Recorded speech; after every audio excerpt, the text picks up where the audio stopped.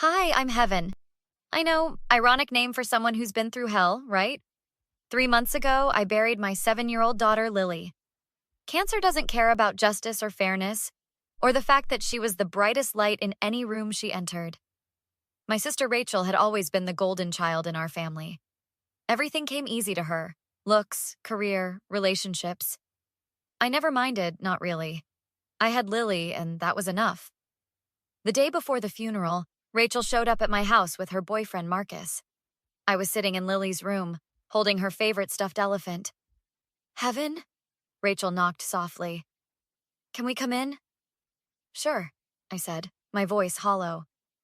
Rachel sat beside me while Marcus lingered in the doorway. How are you holding up? How do you think? I couldn't look at her. I'm burying my baby tomorrow. I know this is hard. You don't know, Rachel. You can't possibly know. She squeezed my hand. You're right. I'm sorry. Is there anything you need for tomorrow? Anything at all? Just be there. That's all I need from family right now. Of course. We'll be there. She paused. Marcus and I both. My husband, James, appeared in the doorway. Heaven, your mom's on the phone. She wants to go over the service details again. I stood up slowly. I'll be right back. After I left, I heard Rachel and Marcus whispering, but I was too exhausted to care. The funeral was small, intimate. Lily's friends from school, our close family, a few neighbors. Everyone wore something purple, Lily's favorite color. I sat in the front row between James and my best friend Nicole, staring at the tiny casket covered in sunflowers. The service was beautiful. Lily's teacher spoke about her kindness. James barely made it through his eulogy. I couldn't speak at all. Then came the reception at our house. I was standing alone in the kitchen when Rachel found me. Heaven, can I talk to you for a second? Not now, Rachel. Please. It's important. Really important. I turned to her, irritation flashing through my grief. What could possibly be important right now? She grabbed my hand. Come with me, just for a minute. She pulled me into the living room where everyone had gathered. Marcus stood by the fireplace, grinning nervously. My mother sat on the couch with our Aunt Linda. Nicole stood near the window, her face confused. Rachel raised her voice. Everyone, can I have your attention, please? The room fell silent. I felt ice in my veins. I know today has been incredibly difficult, Rachel began, but I wanted to share something that might bring a little light to this darkness. Rachel, I whispered. Don't. She ignored me, reaching for Marcus's hand. Marcus proposed last night, and I said yes, we're engaged. She held up her hand, showing off a massive diamond ring. The room erupted. My mother squealed and rushed over. Aunt Linda clapped. Our cousins started congratulating them. Even some of my friends, caught up in the moment, offered polite congratulations. I stood frozen, watching my daughter's funeral reception transform into my sister's engagement party. Nicole pushed through the crowd to me. Heaven, I need air. I walked outside before anyone could see me break. James found me 20 minutes later, sitting on the back porch steps. What the hell just happened? He asked, his voice shaking with rage. She did it! She actually did it! At our daughter's funeral. At Lily's funeral. Everyone clapped, James. They all just clapped. He sat beside me, putting his arm around my shoulders. This isn't over, Heaven. This is so far from over. The next morning, I woke up to 17 text messages. Most were from family members gushing about Rachel's engagement. Only 2 mentioned Lily, Nicole checking on me, and my cousin Sarah saying she was appalled by what happened. I called Sarah first. Heaven, thank God. Are you okay? No, not even close. What Rachel did was disgusting. I can't believe Mom and Aunt Linda just went along with it. Did you hear what she said before the announcement? Did anyone? What do you mean? She told me it was important. She made it sound urgent, like something was wrong. Then she hijacked my daughter's funeral for her engagement announcement. Sarah was quiet for a moment. That's calculated, Heaven. That's not just poor judgment. I need to know if this was planned. Will you help me? Whatever you need. I called Nicole next. I've been up all night thinking about it, Nicole said immediately. Something's not right about this. Can you come over? I need to talk through something. She arrived 30 minutes later with coffee and bagels I wouldn't eat. We sat at my kitchen table. Marcus looked nervous, Nicole said. Like he knew it was wrong but was going along with it anyway. Rachel's always been able to convince people to do what she wants. Heaven, I overheard something yesterday, before the announcement. I leaned forward. What? I was in the hallway and I heard Rachel on the phone. She said, "No, it has to be today. Maximum visibility, maximum impact. Everyone who matters will be there." My blood ran cold. She planned this. She specifically planned to announce her engagement at Lily's funeral. It gets worse. I heard her laugh and say, "Heaven's always been so dramatic. She'll get over it. She always does." I stood up, pacing. I let her walk all over me our entire lives. Every achievement I had, she had to one-up. Every moment she had to make about herself. But this? My daughter's funeral? James came downstairs, his eyes red from crying or rage or both. "Your mother called. She wants you to call her back about Rachel's engagement party." Her what? Apparently they're planning one for next month. Your mother wants to know if you'll co-host since you're the maid of honor. I never agreed to be her maid of honor. Nicole stood up. Heaven, you need to confront her. Today. Not yet. First, I need to know exactly who knew about this beforehand. Over the next 2 days, I made calls. Sarah talked to our cousins. Nicole reached out to mutual friends. James contacted people from the funeral. Sarah called back with news. I talked to Aunt Linda. She said Rachel asked her weeks ago if it would be appropriate to make a big announcement at your house during the reception. Aunt Linda said she told Rachel it was a terrible idea. But she clapped anyway. She said she was caught off guard, that she didn't realize Rachel would actually do it. Nicole discovered that Marcus had told his best friend he was uncomfortable with the timing, but Rachel insisted it was perfect synchronicity, death, and new life. Those words made me sick. Then my mother called. Heaven, Elizabeth, I cannot believe you're making Rachel's engagement about you. Excuse me? She's heartbroken that you won't even congratulate her. This is her moment. Mom, she announced her engagement at Lily's funeral. At my 7-year-old daughter's funeral. Oh, Heaven, you're being so dramatic. Life goes on. Rachel waited 3 whole hours after the service. She was trying to cheer everyone up. Get out. What? Get out of my house, now. And don't come back until you can acknowledge what she did was wrong. I will not be spoken to. I hung up. James wrapped his arms around me as I finally broke down. We're going to make this right, he whispered. I promise you, we're going to make this right. I gave Rachel 1 week. 1 week to apologize, to acknowledge what she'd done. Instead, she sent a save-the-date card for her engagement party, addressed to Heaven and James Smith and family. The word family was crossed out in red ink. I drove to Rachel's apartment, Sarah riding shotgun for support. Are you sure about this? Sarah asked. I've never been more sure of anything. Rachel answered the door in yoga pants and a sweatshirt, looking annoyingly perfect. Heaven, what a surprise! Come in. No, we're talking here. Her smile faltered. Okay, what's wrong? What's wrong? Are you seriously asking me what's wrong? Oh God, you're still upset about the engagement thing. The engagement thing? Rachel, you announced your engagement at my daughter's funeral. Marcus appeared behind her. Maybe we should all sit down and... Stay out of this, Marcus, I said. This is between me and my sister. Rachel crossed her arms. Fine. Yes, I announced my engagement at your house after Lily's funeral. And? And it was cruel and selfish and unforgivable. Unforgivable? Heaven, you've always been so sensitive. I was trying to give people something happy to focus on.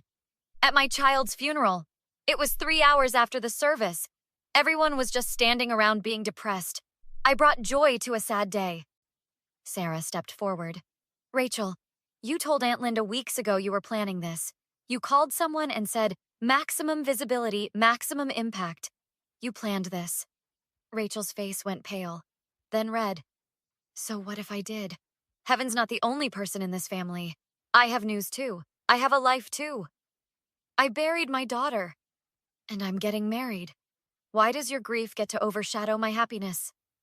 I stared at her, truly seeing her for the first time. You're jealous. You've always been jealous. Jealous? Of you? Yes, of me. Because even though you had everything handed to you, I had Lily. I had someone who loved me unconditionally, and you couldn't stand it. That's insane. Is it? Tell me, Rachel, when did Marcus propose? When exactly? She hesitated. That's not... When? Marcus spoke quietly. 2 months ago. 2 months? Lily died 3 months ago. You got engaged 1 month after my daughter was diagnosed with terminal cancer, and you waited until her funeral to announce it. Rachel's jaw dropped. It wasn't like that. Then what was it like? Explain it to me. I wanted to wait for the right moment. The right moment was at Lily's funeral? The right moment was while I was burying my child? You're twisting this. You always do this. Everything has to be about you. I laughed, a hollow, broken sound. Everything about me? Rachel, I have never asked for anything from you, not once in our entire lives. But I asked for one thing last week. I asked you to just be there. And instead, you made the worst day of my life about yourself. Fine. You want an apology? I'm sorry. I'm sorry I tried to bring some happiness into a sad situation. Are you happy now? No, because you're not sorry. You're sorry I'm upset, but you're not sorry for what you did. Marcus put his hand on Rachel's shoulder. Rachel, maybe we should... She shoved him away. No, I'm not going to let her ruin this for me. She's always been the victim, always been the martyr. Well, I'm done. I'm getting married, and if you can't be happy for me, then you're not my sister. I stopped being your sister the moment you turned my daughter's funeral into your engagement party. Get out! Get out of my apartment! Gladly. I turned to leave, then looked back. Oh, and Rachel? That save the date you sent? I'm not coming to your engagement party. I'm not coming to your wedding. In fact, I never want to see you again. Fine, I don't need you. I never needed you. As we walked to the car, Sarah grabbed my arm. Heaven, are you okay? No, but I will be, because this isn't over. That night, Rachel started calling, 17 times. I didn't answer. Then she started texting. You're ruining my life. Everyone thinks I'm a monster because of you. You've always been jealous of me. I should have known you'd make this about yourself, then. If you don't stop bad-mouthing me to the family, you'll regret it. James read the messages over my shoulder. That's a threat, Heaven. I know. The next morning, I found my car keyed. 4 deep scratches across the driver's side, and a note under the wiper. Stop ruining my life. I took pictures, saved the note, called the police. Officer Rodriguez was kind but direct. Do you have any proof your sister did this? The handwriting matches, and she threatened me last night via text. Can I see the messages? I showed her everything. The threats, the escalating anger, the final message saying I'd regret it. This, combined with the property damage, is enough for a restraining order, Officer Rodriguez said. But I need to warn you, this might make things worse before they get better. They can't get worse than they already are. The restraining order was granted within 48 hours. Rachel wasn't allowed within 500 feet of me, James, or our home. She violated it 3 days later, showing up at my house with my mother. I called the police immediately. Officer Rodriguez arrived within minutes. Rachel Anderson? She asked. Yes, but I just wanted to... You're in violation of a restraining order. You need to come with me. My mother started crying. Heaven, how could you? She's your sister. She threatened me. She vandalized my property. And she turned my daughter's funeral into her engagement announcement. Tell me, Mom, which part of that makes her my sister? She was trying to apologize.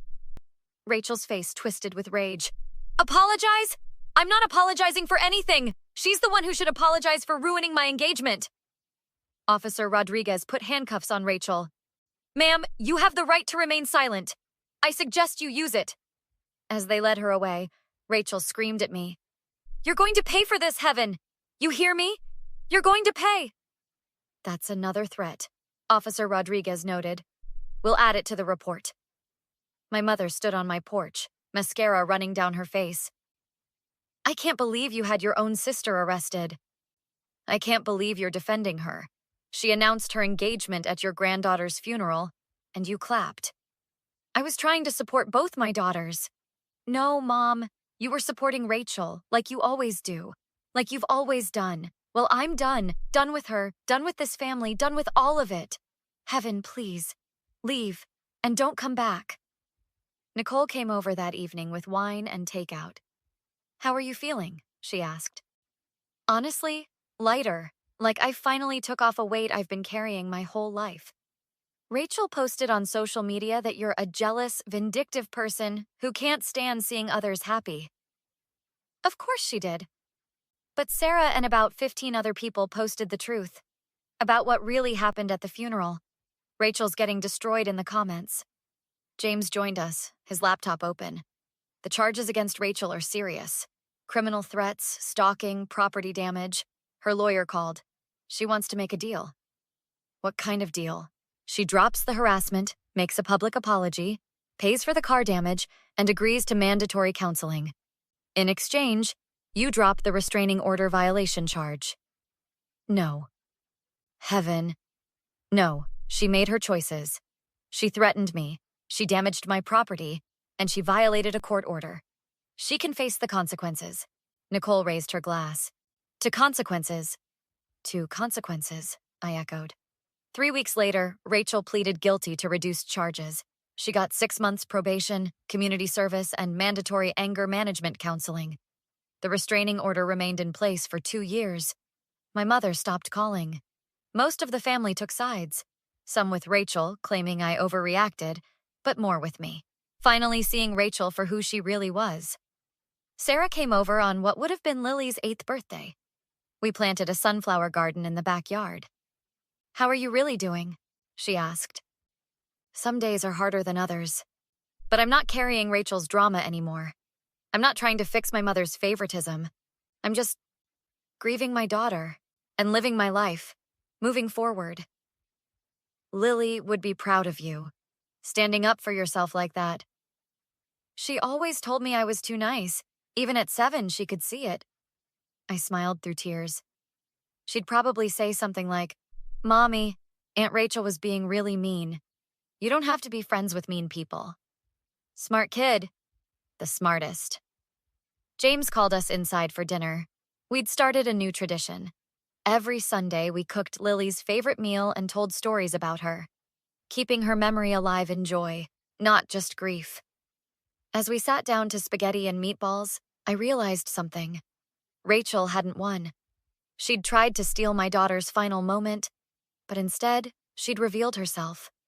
And I'd finally found the strength to let her go. My phone buzzed, a message from an unknown number. I'm sorry, can we talk? I deleted it without responding. Sarah noticed. Rachel? Probably. Doesn't matter. You're not even curious? No, because there's nothing she can say that will change what happened. Some things are unforgivable. And what she did? That's at the top of the list. Nicole raised her glass again. To Lily, and to moving forward. To Lily, we all said together. Later, as I tucked myself into bed, I thought about forgiveness. People always said you had to forgive to move on. But I'd moved on without forgiving Rachel, and I felt no guilt about it. Some betrayals don't deserve forgiveness. Some people don't deserve second chances. And that's okay. Have you ever had someone betray you during your most vulnerable moment? How did you handle it? Share your story in the comments below. And if you found this story powerful, please like, subscribe, and hit that notification bell for more true stories of standing up for yourself and finding strength in the hardest moments. Remember, you don't owe forgiveness to people who aren't truly sorry.